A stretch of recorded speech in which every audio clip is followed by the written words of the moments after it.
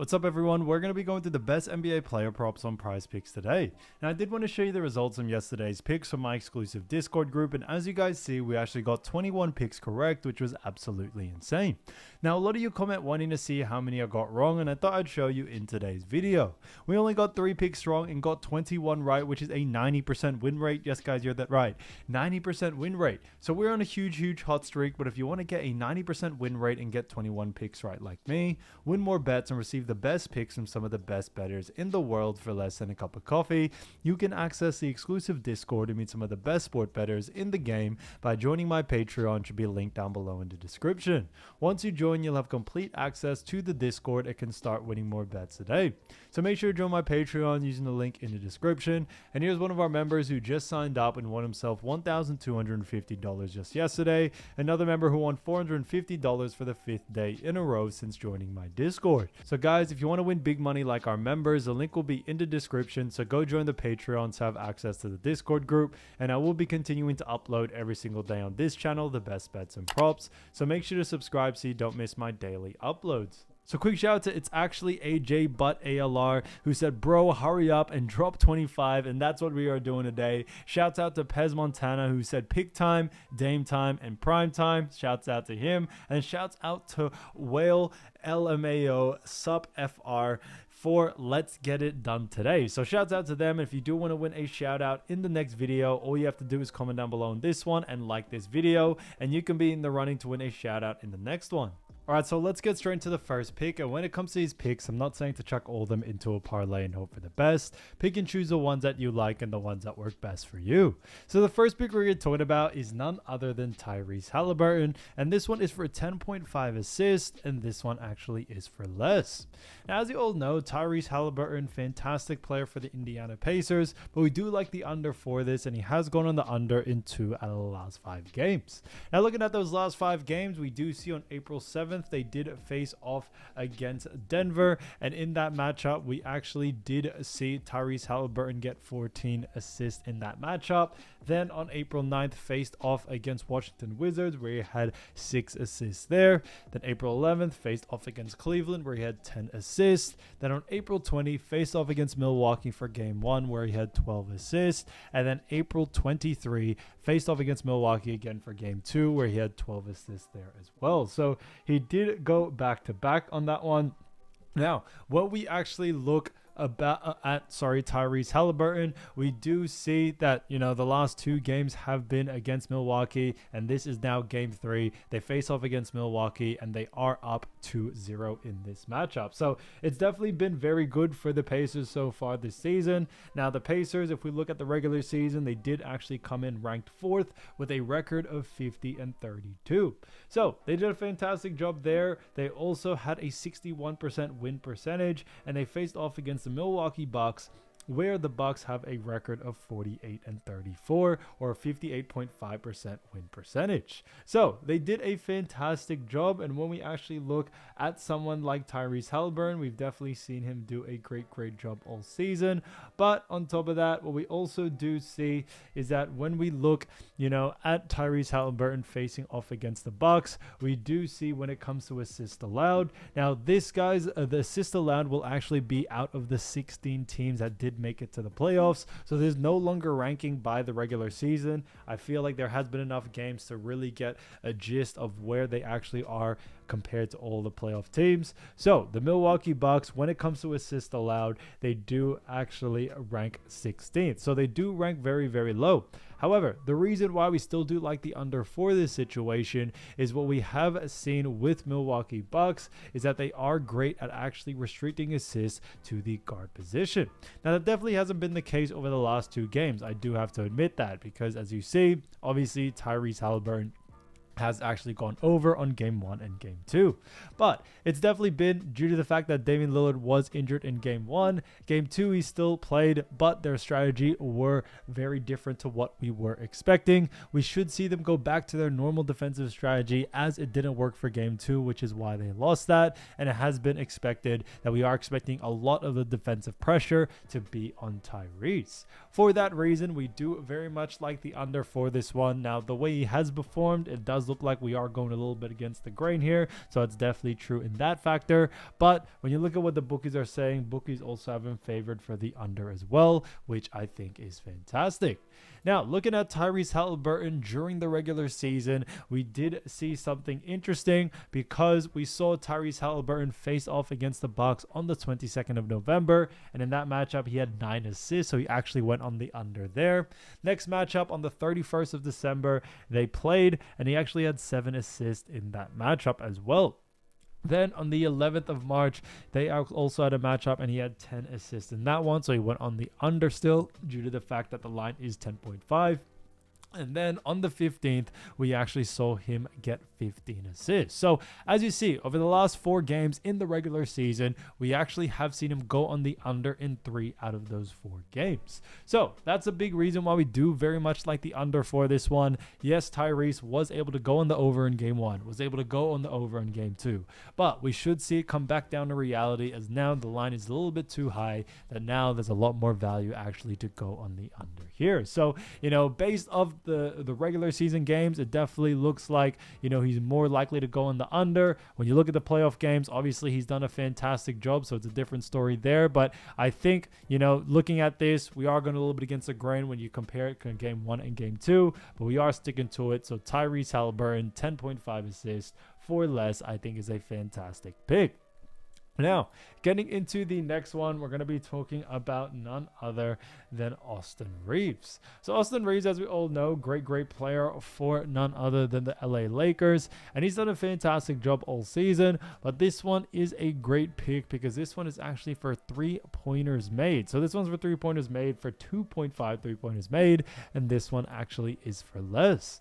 Now, as you see, when we look at Austin Reaves, we've actually seen him go on the under in 2 out of the last 5 games. Now, when we look at Minnesota Timberwolves and the matchup against LA Lakers, has definitely been a great series. But looking at the last 5, we do see on April 9th, they faced off against Oklahoma City Thunder, where he actually had 4 3-pointers there. And then on April 10th, faced off against Dallas. And then in that matchup, we saw him only make 1 3-pointer. April 12th, faced off against Houston Rockets, where he had 3 3-pointers made there. And then 3 3-pointers made against Minnesota on April 20th, which was game 1. And then went for 0 3-pointers made on April 23rd, which was game 2. So his average over the last 5 is actually 2.2, so, below this line as well. And now they come into this next game against Minnesota Timberwolves for the LA Lakers Minnesota Timberwolves game 3. So it is definitely going to be an exciting game. The series is tied 1-1. Very, very exciting series. But what we also do see is that when we look at the Lakers did finish 3rd in the Western Conference with a record of 50-32, which was a 61% win percentage. And then on the other side, we also did see Minnesota Timberwolves do pretty well as they came in at the 6th spot with a 49-33 record. So, very, very close record to each other. They had a 59.8% win percentage during the regular season, so they did a fantastic job there.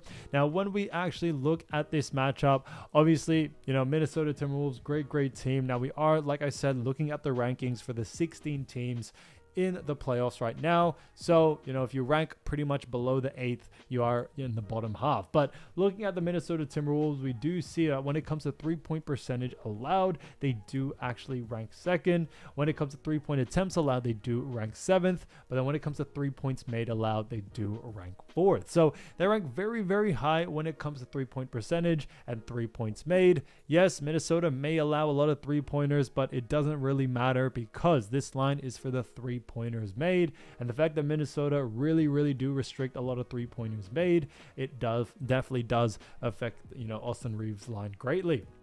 Now, when it comes to Minnesota, like I mentioned, the 3 points made, they do rank 4th, so they are tied actually 4th with Golden State Warriors during this playoff run.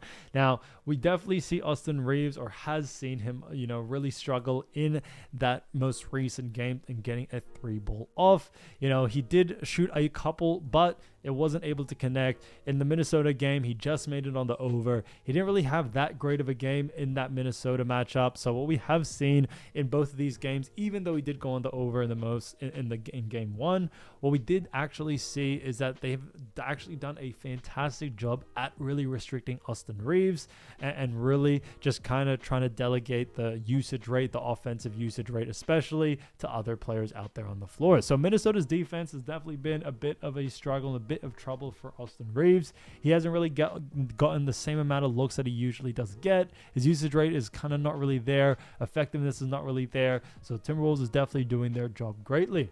Now looking at the Timberwolves and Reaves matchups, or LA Lakers and Minnesota throughout the season, we did see them face off against each other on the 22nd. And this was last year, and in that matchup, we actually saw him make 0 3-pointers there. Then faced off again on the 13th of December, and in that matchup had 4 3-pointers, so did well there. But then matched up again on the 27th of February, and he only had 2 3-pointers made there. So he went on the under in 2 out of those 3 games. So that's definitely a telltale sign to us on why we are sticking to the under for someone like Austin Reaves. We definitely see him going on the under here due to those situations. So for that reason, keep an eye out for the under for someone like Austin Reaves due to the fact that it has happened to him, throughout the regular season and also in the most recent game against Minnesota. So Austin Reaves, 2.5 3-pointers made for less, I think is a fantastic pick. Now, getting into the next one, we're going to be talking about Dante DiVincenzo. Now, Dante DiVincenzo, great player, as we all know. And this one is a fantastic one for actually just points. So strictly points for 9.5 at that. And this one is for less. Now look at Dante DiVincenzo. We've actually seen him go on the under in 4 out of the last 5 games. So we look at Dante DiVincenzo on April 11th. We saw them face off against Memphis, where he had 9 points there. Then April 12th faced off against Brooklyn Nets, where he had 8 points in that matchup. Then April 14th faced off against Utah Jazz, where he had 16 points. And then on April 20, had 9 points against the LA Lakers, which was game 1, and then had 4 points against the LA Lakers on April 23rd, which was game 2. So we've actually seen, Dante DiVincenzo go on the under significantly, over the last couple of games. Although he's definitely been an integral part to this Minnesota team, his usage rate in the scoring department has definitely remained very, very low. So his average over the last 5 is 9.2. So he's coming into this game in game 3 against LA Lakers. We just mentioned that game, but just to give you a quick memory, obviously the series is tied 1-1. They're both trying to get this win. It is an integral win, but Lakers do have a record of 50-32. They rank 3rd, and then Timberwolves 49-33, and they came in at 6th. So, obviously we see a difference in ranking there, but looking at Dante DiVincenzo, they face off against the Lakers, and when we look at the Los Angeles Lakers, we do see that they rank 7th when it comes to points allowed out of 16 teams. So they rank a little bit mid-tier. However, when we look at LA Lakers, they do a fantastic job at restricting points to the guard position. And that's a big reason why we do very much like the under for this one. We definitely saw that happen in game 1 and game 2, which is why he did go on the under in both of those lines. So we are expecting a similar outcome coming into this next game, no doubt about it. Now, obviously, Dante DiVincenzo, when we look at his games against LA Lakers throughout this season, we have seen a bit of a mixed bag. They faced off against each other on the 22nd of last year, and he had 10 points in that matchup, so just made it over by 0.5. And then on the 2nd of December, faced off again where he had 11 points.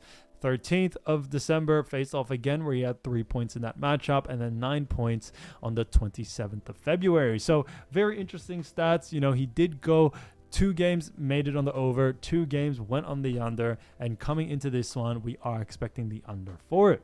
A reason being is that although it is playoff time, we've actually seen DiVincenzo's usage rate in the points department diminish quite a bit. He's definitely more of a defender out there on the floor. He has his duty, he has his parts, but it's definitely not in the scoring department, and we definitely see that coming into this next game as well. Due to the fact that it did work in game 1, where, Dante DiVincenzo was mainly just the defender, they were able to get the win. We are expecting a similar sort of strategy heading into this next game as well. So Dante DiVincenzo, keep an eye out for his line, because when we look at what the bookies are saying, bookies also have him favored for the under as well. But Dante DiVincenzo, 9.5 points for less, I think is a fantastic pick. So as you all know, I do want to get these picks out to you as soon as possible, but Prizepicks is delayed with some of their lines. So here are a couple of players you should definitely watch out for when their lines drop. So the first player we're going to be talking about is none other than than Giannis Antetokounmpo. Now, as you all know, Giannis is a fantastic player for the Milwaukee Bucks, and he did do a fantastic job during the regular season because he actually averaged 30.4 points, 11.9 rebounds, 6.5 assists, and a 60.1% field goal percentage. So he did a fantastic job for the Milwaukee Bucks. And as you all know, when it comes to the Milwaukee Bucks, we have seen them do a fantastic job this season. Now, Giannis actually did finish the season ranking 2nd in points, 6th in rebounds, 13th in assists, and also had ranked 6th in field goal percentage. So he actually did a fantastic job there. Now, when we look at Giannis Antetokounmpo, we actually see the Milwaukee Bucks facing off against the Indiana Pacers. Now, you all probably know this. It is playoff time, as we all know. So what we are going to be looking at, like we mentioned earlier, is that we are going to start looking at the playoff rankings rather than the regular season and where they ranked up when it comes to points, rebounds, and assists for the Pacers. But before we get into that, I do want to mention, their matchup Pacers. Now, looking at both of these teams in the regular season, it is the most even matchup because Pacers actually had, the 4th spot in the Eastern Conference and also had the 5th, and Bucks had the 5th spot in the Eastern Conference as well. So Pacers had a record of 50-32, while the win percentage was also 61%. And then you had the Milwaukee Bucks on the other side, who had a win percentage of 58.5% and a 48-34 record. So, Milwaukee Bucks, Pacers both did a fantastic job. Very, very close when it comes to their record.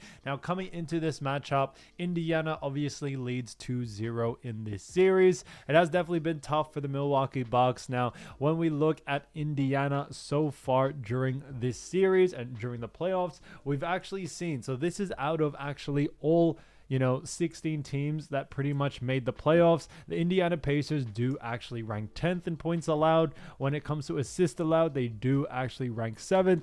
And then rebounds allowed, we also do see that the Pacers rank 10th. So they rank very, very low. Now, although, like I mentioned, there is only 16 teams in the playoff and in this ranking because we are starting to look at the ranking for the playoffs. So obviously, if you do rank around that 8th and below, you're pretty much very much below average. And we do see that with the Pacers when it comes to points, rebounds, and assists allowed.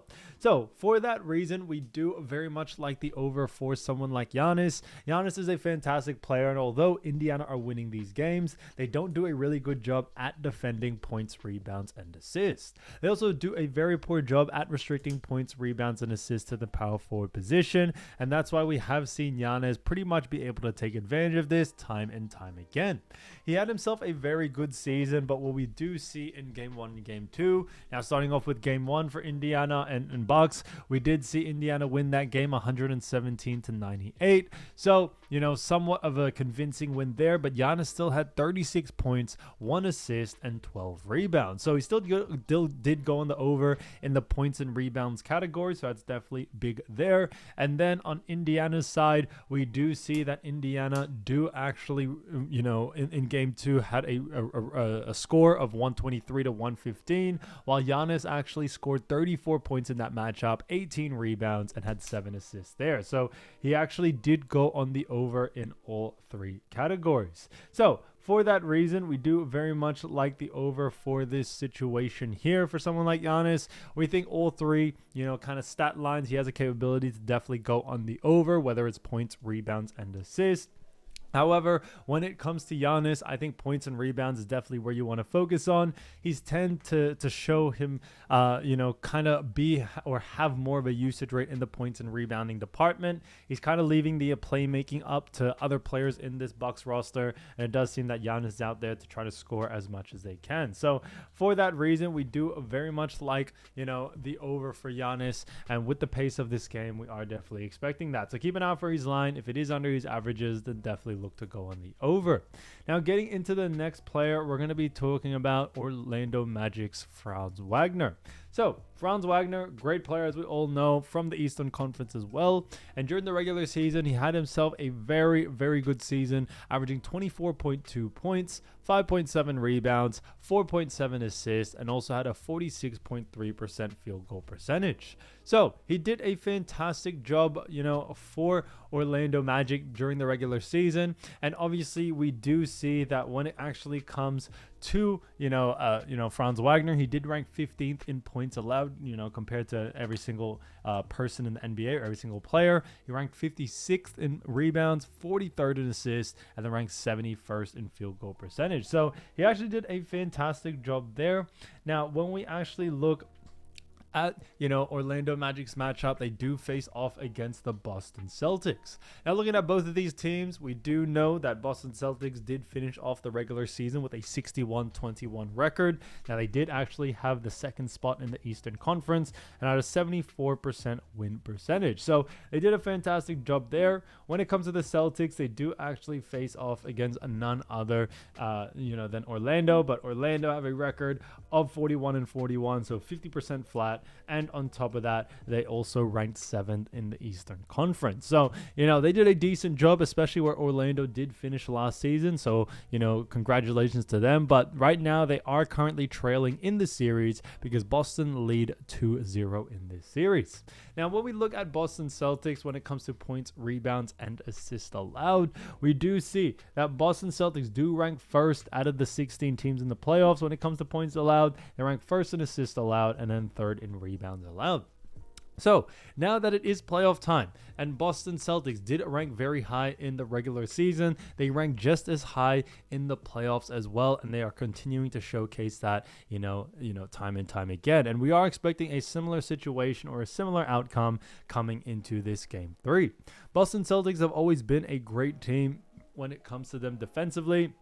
They've always definitely, really, really shined when it comes to those games. And because of that, Franz Wagner, we do very much like the under for this situation here. Now, looking at both games, starting off with game 1, Boston did end up winning 103-86. Now, Franz Wagner did have 23 points, 5 assists, and 3 rebounds. So, he actually did a pretty good job there. He did go under, however, compared to his averages. He went under on his points. He also went under on his rebounds there. So he did go on the over on his assist by 0.3 of an assist, but when it comes to actually Franz Wagner in general, we do very, very much still like the under for all 3 stats. Now, looking at where Boston did in game 2, we actually saw them do a pretty decent job defensively, but Franz Wagner was still able to make it over on points because he did have 25 points in that matchup. He had 4 assists, so under that line, and then 4 rebounds, so under that line as well. So they did allow a little bit more points from him, but restricted their rebounds and assists still, and we are expecting Boston to do the same in this game 3.